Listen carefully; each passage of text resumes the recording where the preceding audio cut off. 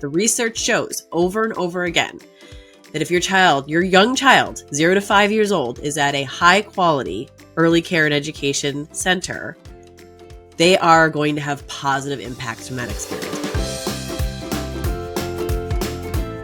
Good morning, Claire. Nice to see you again. Hi, Rachel. We're back again for another episode. We've got a really cool topic. I think it's going to be really helpful to a lot of parents. Mm-hmm. It's good to see you. And earlier, before we started on camera, we also were chatting with our producer, Kevin, and got some good intel on this one because we both work in an early care and education organization. We're always helping families. We're always thinking about the experience families and children are having. We're both parents, but it's been a while since we've been new to childcare or navigating childcare ups and downs. So Kevin has a little one, and so we wanted to get the inside scoop and make sure that our listeners knew that we were staying up to date from the parents' perspective.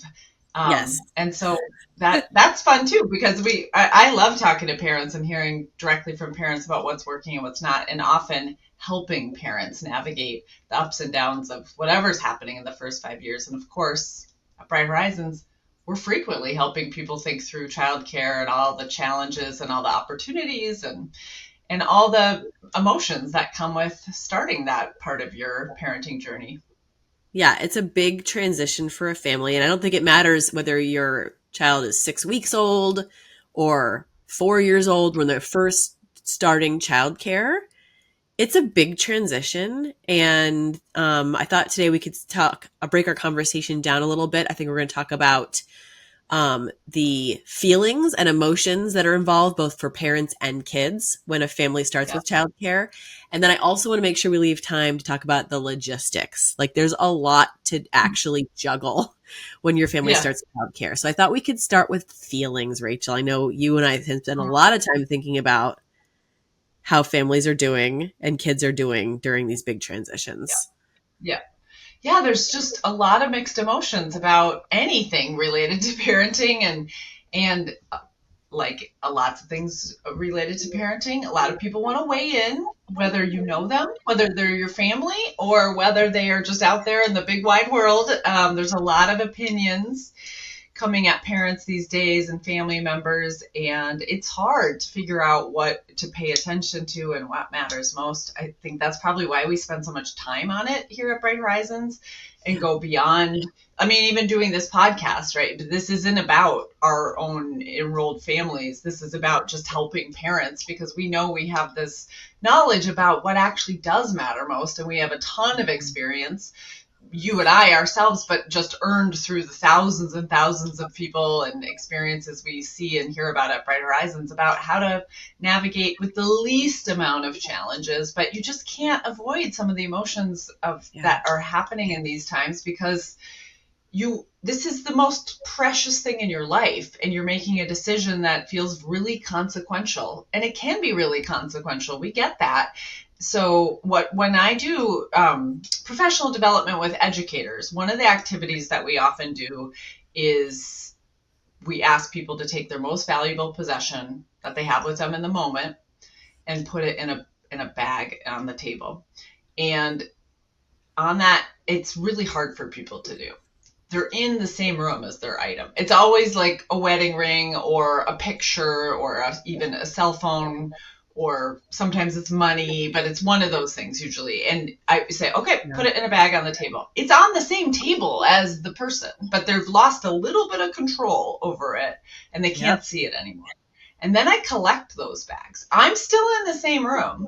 They don't know. Sometimes they don't know me that well. Sometimes they do. And people start to get like physically antsy about it.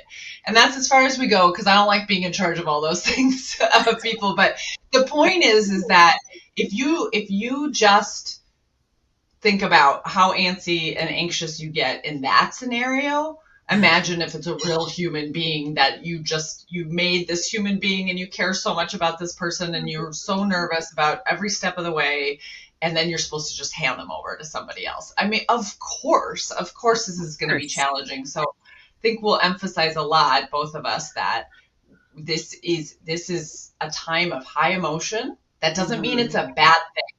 Right. So just separating those two things, you can be very emotional and stressed and sad and nervous about something and it still be a good thing. That's right. And then listen, the research is on our side. As always, we don't come to these podcasts with just our opinions. We do our research. Everything we do at Bright Right. Horizons is evidence and science backed. And if you've done your due diligence, which most parents do, they've researched the childcare centers in their area. They've picked one that's, maybe convenient and affordable and also high quality. Most families go for that, high quality experience. The research shows over and over again that if your young child, 0 to 5 years old, is at a high quality early care and education center, they are going to have positive impacts from that experience. It's going to serve them in the long term. There's going to be increased social emotional skills. There's benefits for their cognitive skills. It improves school readiness and life readiness. So there's all good things. It feels like you said, Rachel, there's a dichotomy there. It can feel really crummy. I'm like, for those of you who are listening, I'm like clutching my heart right now because I'm remembering.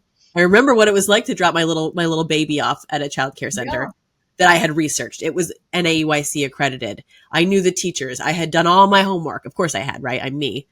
And still, it was very complicated for me emotionally to know that I was doing something good for him. And it still felt really like So hard. it's so hard. It's so hard to drop that Yeah. little baby toddler preschooler Yeah. off on the first day. So My oldest child, who's now almost 26 years old, I still remember the way that it worked when I started having her in care, and I worked there. So I was working in family services, and I was working for the YMCA, but I had been an early childhood teacher and a Montessori teacher, and I thought, let me go back into early childhood and my daughter can come with me. Like, that's a huge bonus, and having that situation. So I did that, but I didn't know the teachers and I didn't know where I took the role. I mean, I was new and they were new. And so I felt a little anxious about the whole thing, and I could hear her because it was one of the worst times to start. Of course, you can't always choose the time you start, but it was about 10, 11 months old, which is when separation anxiety can be really strong. So it was not the greatest timing on my part, but it was, that's life. You can't always choose your timing. And I could hear her being upset during the day, and I would be sitting at the desk and just like pleading with people, like, can someone go help her? And I mean, it ended really quickly. The teachers intervened. They did their thing. We all helped her through it, but it was hard for me. And I knew about brain development, and I knew about how this was going to go. And I was in the building, and I could influence the teachers, and I still was struggling with it, which gave me a ton of empathy. Then when I was a center director, I would take parents on this first day, and you should look for, parents should be looking for some of these things. We know we're not trying to say that everybody should be going to Bright Horizons. There's many reasons why that doesn't work. Potentially, like, there's not even a Bright Horizons near you. That might be one of your biggest challenges. But what you do want to look for is a lot of focus on relationships and social emotional development, including with families, because that is important when you're having these emotions. One thing I did as a director is on first days, I walked with those parents to the classroom, and I helped them as they left the classroom. And sometimes we had to just look in each other's eyes and say, it's going to be okay. And this is pre apps and pre being able to send things, right? And then I'll call you in an hour. And so the empathy that I was able to build, and people can build empathy without it having their own experience, of course, but I built some of mine through having my own experience, and then just understood how important it was to help parents through that. But this is all to say, I mean, I could tell you stories about my second child. I'm sure you have a story about one of your children, they're all different. Everything, changes, but what doesn't change is that you're just really emotional about a big change like this. Yeah, that's right. And I think we've done justice. I just have one other thing to add, which is that I talk to a lot of working parents when working at Bright Horizons, and what I do in the education department at Bright Horizons is support our families. And I see it all the time. There's this guilt that parents feel and caregivers feel when they drop their children out and off at childcare. And it could be, like you said, coming from opinions from family members. It could be some kind of ingrained societal pressure that you should be staying home with your child. I like to call that garbage guilt, because there's no reason you should feel guilty about going to work and supporting your family. That is a good thing you're doing. And for me, I'm only speaking for me here, my mental health and emotional health was better for my family when I was at work, going to work. Mm. And so I would sometimes feel that guilt, and it's just, you have to realize it. Where is that pressure coming from? You are sending your child to a high quality experience. They're going to play, they're going to learn. It's going to be great. And one other thing that came to mind was just, I remembered I had a conversation with an assistant director at Bright Horizons, downstairs in the center from our offices. And she said, listen, it's just hard to drop your child off. Even if my sister was running the center, I would still have a tricky time on that first day. So there's nothing wrong with your choice. If you have that nervous feeling, it's still a good choice. It's just something you have to navigate through. And if you're having trouble with separation anxiety, we have a great episode 47 of Teach, Play, Love is all about separation anxiety. We have a whole, I think it's like a longer episode because there's so much to say about it. There's big feelings that drop off. You have the big feelings. Your child's having the big feelings. Totally typical, totally normal. Totally. And it like we say all the time, it's an opportunity to model and help your child build their social emotional learning muscles, whether they're verbal or not. Even a baby you can do this with, and you should be doing this all the time with babies, is talking to them as if you're in conversation with them and let their little wiggles and squiggles be their responses. But what you want to do is you can say, I feel sad too, and I feel excited because I know we're going to get into strategies in a little bit, but you can model that you can have two feelings at once, and you can know that making this high quality choice, which is all about, the social emotional interactions, that are strong relationships, play. When you're making a choice like that you're doing a good thing for your child. There's a lot, like you said, Claire, there's so much research and benefit to it. The ideas about not going to early care and education have been really debunked by a lot of evidence-based research. So we're kind of stuck there because the guilt attached to it. So it's sort of confirmation bias, right? It was like, what if that's true? It's not true. Again, when we're talking about high quality early care and education. And so you can want them to succeed and thrive in an early care setting. You can know that they're going to succeed and thrive, and you can still feel sad. And actually, those two things are going to happen. That's right. And I want to say something about what you said about separation anxiety. We probably talked about it on that episode, but I can't remember. So I'll say it again here, or I'll say it the first time. We'll see. But that children can have multiple strong attachments to adults. A secure attachment is a feeling of trust. It's a researchy term to mean that you feel that you can trust this adult. They're going to be there for you. They're reliable, they're consistent, and they love you. Doesn't mean giving in to them all the time or all all those other things. But what it means is, I know in a challenge as a child, I just know I can go to you. But they have that secure attachment with family members or parents, whoever's in the household raising them, and we want that for them. But they can also have that with teachers, and it's actually good for them to build their base of secure attachment. So they're not replacing you either. That's another thing that comes up a lot, is they're not going to trade you in because you're not with them for those 8 hours a day. They will just build their network and their community when they're young. Yeah, that's absolutely right. And I think it's really important to remember that your child's probably having some feelings too. So you're going to address that, right? Don't pretend it's not happening the weeks leading up to care. I mean, if you've got an infant or a young toddler, they're not going to understand what you're saying anyway. But if you've got a preschooler who's starting at a new childcare center, talk to them about it, right? You're going to stay upbeat about it, right? You're going to say, I'm excited that you're going to go to this wonderful place. How are you feeling about it? This is going to be so fun. Even if you're like, I'm a little bit sad about it too. You can say that, but say, I'm really excited about this.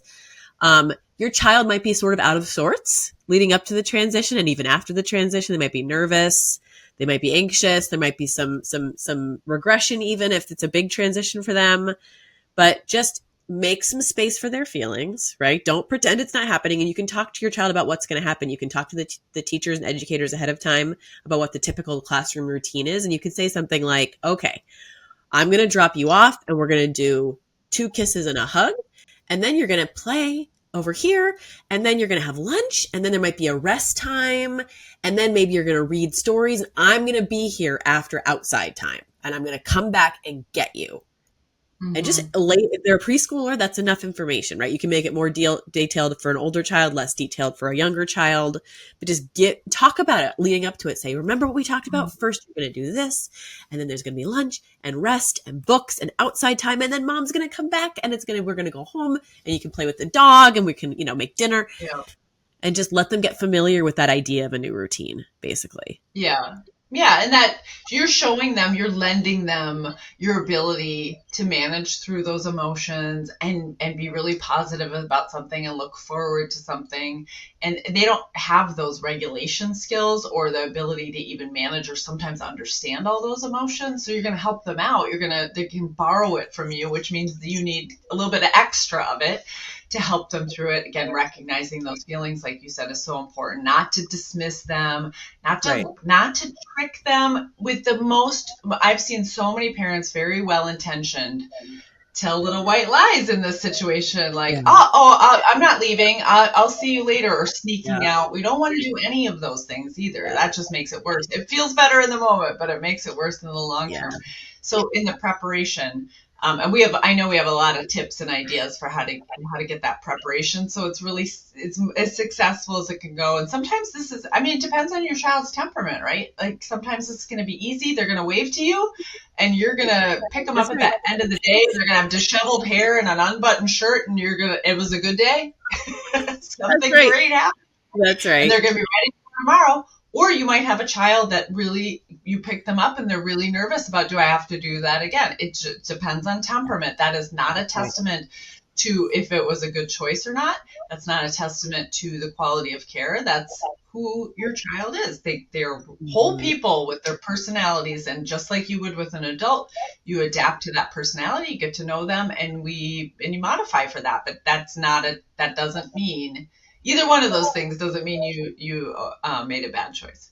That's right. And we're going to talk more about family partnership between schools and families in a moment. But if you're still feeling confused, even after you hear this episode, even after you go back and listen to the episode that we have about separation anxiety, if you're still feeling nervous about the drop off and the feelings that you're going to have and your child's going to have, this is a great opportunity to reach out to your child's new teacher ahead of time and say, hey, what does this look like in your classroom? How long would you like me to stay on the first day?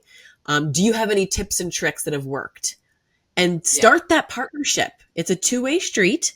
Your child's school should be reaching out to you on a regular basis and keeping you updated. And you as a parent or caregiver should also be communicating back to them about your concerns, your questions, what you're excited about, what's going well.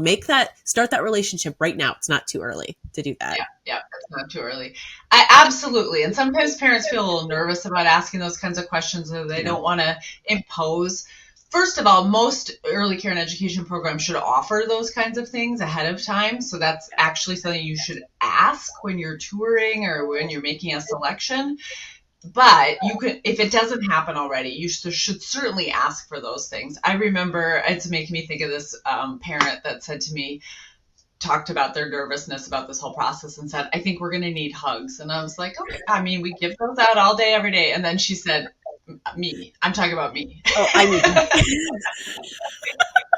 That's so cute. Okay, I guess we're strangers and we're hugging now. So Yeah, exactly. It was just, I just remembered it because I was young, and also it was just funny that she was like, I'm just going to tell you up front, I'm going to need a hug from you. Yeah, I mean a big adult bear hug from yes. Yeah. Mm-hmm. Okay, well, these are some great tips. We're going to take a quick break, and when we come back, we're going to talk about some of the other ways you can set you and your child up for success that first day. Did you know that you can get the Teach, Play, Love brand of learning for your preschooler every day?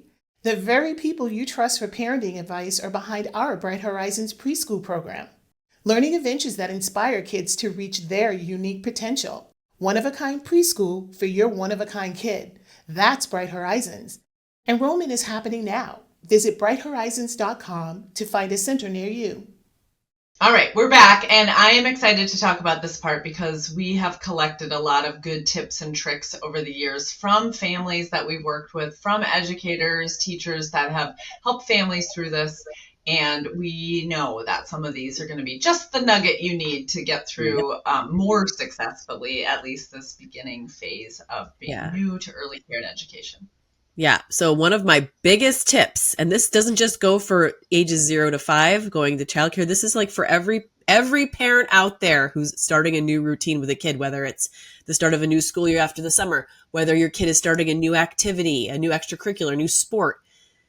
Start the new routine before the actual first Yes. day of the thing. Like if they have to Yes. start getting up earlier in the morning for something, don't wait till the first day to set that alarm clock an hour earlier. This is for you and your child. That is torture for everyone. So if you know you're going to be starting care December 1st, maybe mid-November, you're going to start waking your child up at the time that they will need to be awake for the December 1st. Or if it's in the Mm-hmm. evenings, maybe if you know they have to go to bed, wake up earlier, then you're going to start moving bedtime 10 minutes every night just to get them adjusted. It's just makes such a big difference. Or meals too, right? You know that your child care center serves lunch at noon, but your child has been eating lunch at 2 p.m. the last couple of years. Just start moving that lunchtime back a little bit so their body cues are ready to go. Yeah. Yeah.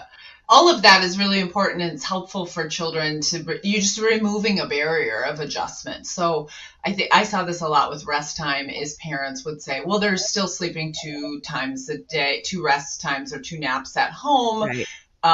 And not adjusting that when when the schedule at the center or the program was only 1 rest time, but it was longer. That just made it trickier. It's not impossible. You can still, I mean, that always happens in a program that's happening in modifying. Kids actually are very susceptible to, I'm trying to think of a better word to say than peer pressure, because it's not a negative thing. It's more like they see, well, first of all, they're tired because they're busy all day, and so they need a rest. And they also sort of like everyone else is doing it, so they kind of get in that groove pretty quickly, but it's just easier. Especially, you don't want a tired child. You don't want a child that doesn't feel like they know when they're going to eat, or if you think about get the menu, get the snack menu, get the meal menu, figure out what that is, get some practice eating some of those foods. And again, this is something you should ask about when you're in that touring process, and make sure that kind of food and the choices at that program, that they're doing things that are healthy for your child. That's and right. That you agree with that. You agree with those kinds of snacks and meals. And so then you can also make sure they're happening at home. We have so many families that say, like, my child will never eat that, but they definitely will in most cases when they're in a program. And you hear me saying early care and education or early care and learning a lot. I know, Claire, you and I say this, but I think we should clarify why we say it is I never don't say the care part of that sentence. Sometimes people will say childcare or early education, but I say early care and education or early care and learning because the care is a super important part. And that's a necessary part here in what we're talking about. Again, both for the families, but for the child. But all that care, all those care routines, find out how they go and see if you can build those into your routine and you're just the way you do them at home, so they're not unfamiliar. That's right. And it's not like the center won't work with you if there's something that you're doing that's completely different. But it is going to, peer pressure is not the right word. It's like group routines. Children are way more resilient and flexible than you think they are, right? You've been doing things your way at home, and your child's going to be more flexible than you realize. Another one that, again, shout out to Jess, the assistant director at the center in Newton, who said, don't forget to tell your listeners if they're still in a bottle, just get your baby practicing taking a bottle from someone who's not you or your partner or grandma or grandpa, right? A different type of a person. And she also said, give yourself a ton of extra time that first morning. Right? Don't schedule a meeting at 9 a.m. your first day that you're sending your child to childcare. That's setting everyone up for disaster, right? You're going to need some time. Your child I would say the first week, not just the first morning, right? Yeah. Oh, yeah. First week, first couple of weeks. Yeah. There's some trickiness. I know you told that story in the separation anxiety episode, Rachel, about leaving and having to pull over and just like in your car, like, okay, now I'm going to have my big feelings about what that was like. Yeah, I couldn't actually keep driving, but I knew I couldn't go back yet. Exactly. I was stuck there, immobilized for a little bit. There's a term that I've heard people use in the research world called social synchrony, and they're talking about more how you learn differently in a group setting. And I think we can all recognize that for ourselves. And we also all know there's a way to behave at work that's different than the way we behave at home. No one had to sit us down and say, okay, this is what you can't do at work and what you Yeah. can do. And children are like that too. You know that there are different things you can do at grandparents' house or at the park or at home or at school. That's right. And they just learn that. That's actually a good life lesson, and they start to figure that out. So some of the things your parents say, oh, they won't do that. They don't do that at home. But a lot of us don't do stuff that in public or out at work that we do at home. So Right. that's just how life works. That's how being a human works, and they'll learn how to do that. But having that time and grace and expecting that it's going to be a little tricky and rocky, and you're going to figure some things out. You're going to figure out, oh, when we say get ready the night before, that actually means we have to also pick out shoes. Otherwise, we're going to spend 20 minutes in the shoe closet. Yes. Or you're going to find the little things that trip you up, and you need to give yourself some time for that. I mean, my second daughter, who does sometimes listen to the podcast, so if she's listening, she'll laugh about this, but we had to really revise how we got ready in the mornings because that was not her strength. So we then started to pick out the week's worth of outfits and put them on hangers in a row in her closet. And that was what we decided. And then stay home days on the weekend, free for all. We didn't know what was going to happen, but she had control over those days. And then we together, I didn't control it. I didn't try to dress her up a specific way, but just that we had it picked out for our routine. So things like that. I didn't need to do that with my first daughter, but I did need to do it with my second daughter. And you'll find those routine opportunities or challenges pretty quickly. That's a great tip that you just said, which is if you've got a preschooler, involve them in the prep of that first day and every day. Right? It's such a great opportunity for teaching responsibility and independence to preschoolers. Preschoolers are old enough to do this stuff. And if you give them the choices, some limited choices, okay, we're picking out your clothes for tomorrow. We've got the red shirt, the blue shirt, and the green shirt. What's your choice? It's up to you. Oh man, they feel swept up with power. They love it. Yeah, they love choice. They've got buy-in, and then the next day you are less likely to have blowback or a tantrum or some behaviors because they will remember, oh, that's the shirt I picked out last night. Let them help you if they're allowed to bring things in for rest time. Let them pick out the blanket or the stuffy or a cuddly thing that they can take in. I hope that your child care center encourages you to let them bring in a family photo of their pet. So they can have that at school with them in case they're having a tricky moment. They can say, let's go look at that picture together of you and your dog. Wouldn't that be fun? Those are all great tips. And just get your child involved in all that. Yeah, definitely. And that's for everything. I think when we think about the routine, there's two other things I want to think about. First of all, the transition. So having a way that you transition and that your child can count on that becomes a ritual for the two of you. Maybe every morning you're going to read a book.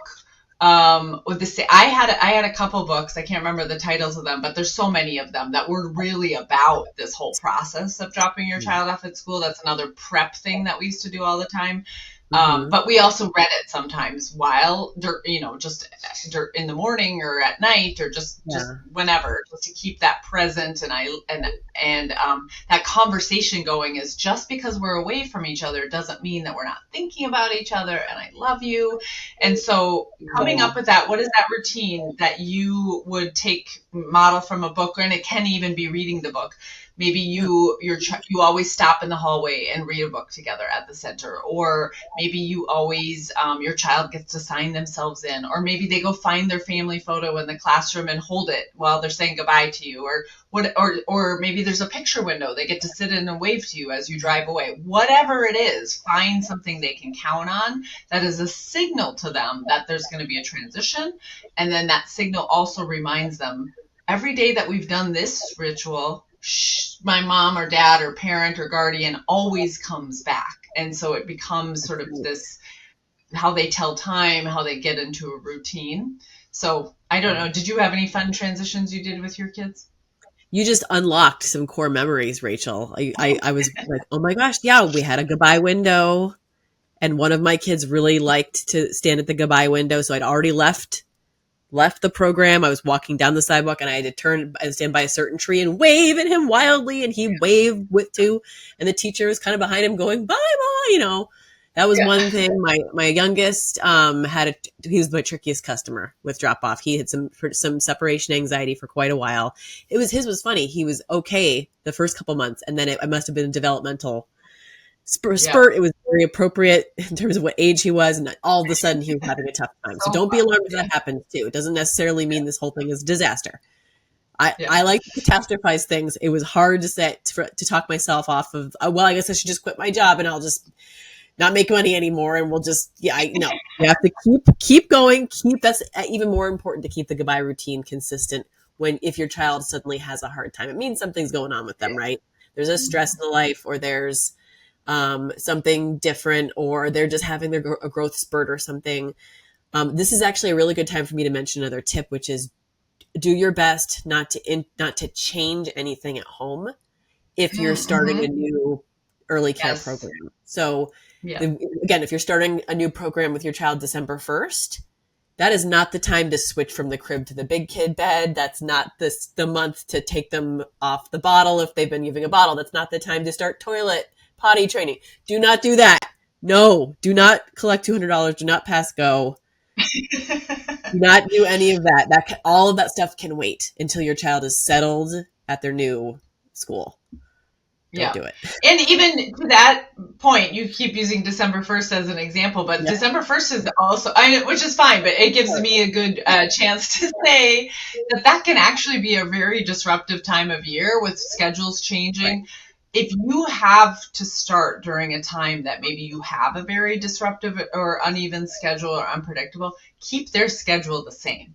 So that could be when you could be doing what I was doing for a while with my second child, is like, I cannot stay in this building longer than 4:30 because I pick up at 5, and that is a really important part of our routine. And no one can stop me from doing that for the next few months until we get this routine. Yeah. So that it could be like that, or I'm actually done today at 3, but I'm not going to go till 5, or I don't have to be at work until 10 a.m., but I'm still going to drop off at 8:30, because that was consistency and predictability and routine does so much for children. One is it helps them feel a sense of control about their day. They have no say in what they're going to do all day. They can't be like, you know what, let's go to Target tonight or whatever. Like, that's all up to you. They don't get to decide most of anything in their life. So the times they do get to decide something is great. But that predictability is how they start to learn. They can't tell time. They don't know, okay, in an hour from now, this is going to happen. And they don't get to choose what's happening in an hour from now. So the more predictability you can give them, the more safe they feel. Probably said this on the podcast before, but I always equate that to like a game of tag.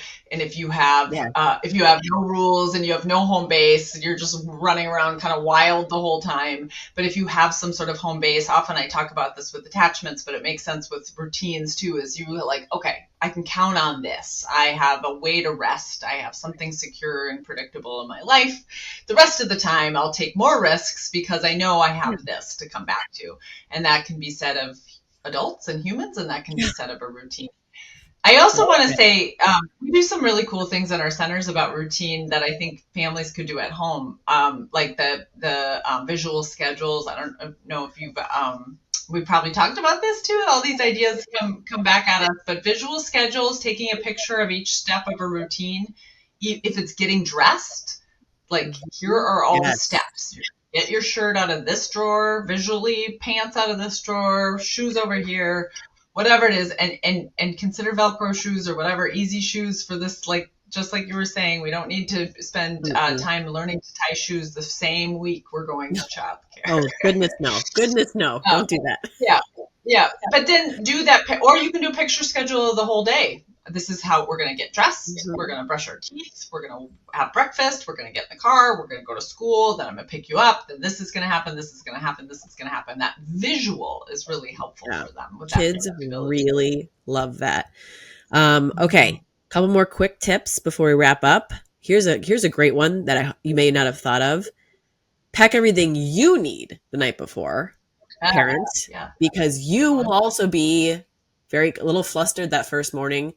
One of our colleagues said she was always leaving her wallet in the diaper bag, and then her phone, and then she'd hand the diaper bag over to the center staff and say, okay, bye. And then she'd get to work and realize she had no wallet or phone for the day. So just get yourself a little organized the night before.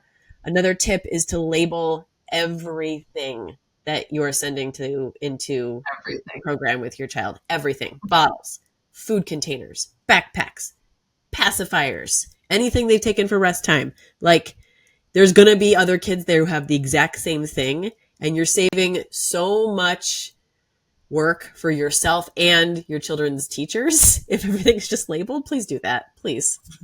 Mhm. Yep, that's a really good one. I think the other thing, just taking even a few steps back, and when you're touring or visiting centers, we have one, and everyone can use it. It's on our website, a checklist that you would want, that gives you some questions to ask, so you're not forgetting, because some of these questions, some of these questions you want to ask might help you make a choice and help you know what to prioritize. So it is a place that you feel really comfortable, and you know all these things ahead of time, and you know what questions to ask. So you're not walking in to a situation and figuring out, oh, I should have asked this, because it's hard. You won't know as a new parent what to ask. When you're new to something, you don't know all the answers or what to do. So you need something to remind you about that. You can even ask things about, like, how do you help a family through a transition? Or can I call this out? What do I do if I have a question? How do I get a hold of the teachers? Or how are teachers trained in family partnerships? What are the expectations around it? You can ask all of those questions. And if those questions don't feel like they're fair game, it's probably not the right place for you to choose. So you want to ask things like that. And the other thing you want to ask, and I know neither one of us had the benefit of this, is how do you communicate with families during the day? And most programs, or I should say many programs now, have some sort of technology solution for this, maybe an app where you can see during the day what's going on. You want to ask about how often can you see that, what kind of, can you see examples of that, can you share it with grandparents? Like, that is an important part, that communication vehicle. And what not only are you seeing that they're happy and playing and with their friends for the day, but also what are they learning and what are they engaged in? And those are important things to know ahead of time, so you're not wondering about it or figuring it out in the moment. Yeah. And I just really want to emphasize that your children's educators, they want to partner with you. They do. You're not bothering them or bugging them. No. By asking. And even if there's some days when you go to pick up and they are not able to, like, because they're juggling maybe a crying toddler or they're involved with another family, it doesn't mean that they don't still want to hear from you. Don't be discouraged. It cannot be overstated that it will make such a huge difference in your experience as a whole family if you are able to connect with your child's educators. Yeah. And again, if that's not the feeling you're getting, or if there's not space for that in a place that you're touring or visiting, and I certainly had that experience. I visited a lot of places before I decided that I, in fact, was going to go back to work in early care and education and bring my daughter with me. That might happen, and that's a sign to you that might not be the right place for you. And again, you can use our checklist. I know there's other ones out there, but our checklist, what we tried to do is make it really thorough to make sure you're asking these kinds of questions about family partnerships and teacher education and training and all the things that we know a family would benefit from, but a family isn't always aware to ask about, including health and safety, including learning and development. So hopefully that equips you a little bit more, and also gives you confidence that these are actually fair and legitimate questions and things that you want to be thinking about. So I wish I could help every family through this, because it is hard, and it is worth it. It is both of those things at once. And hopefully just hearing us talk about it, people listening to this are feeling like they're not alone in this, and this is a normal part of life, albeit not the easiest part of life, and your child is going to thrive and be happy and successful and develop and learn and figure out who they are and all the people around them, and just have a joyous, happy time in a high quality early care and education program. And you now are empowered with some new tips and strategies to manage, think about those big emotions, and also make the transition as easy as it can be. So thanks everyone for listening, and we hope we just made it just a tiny bit easier for all of you.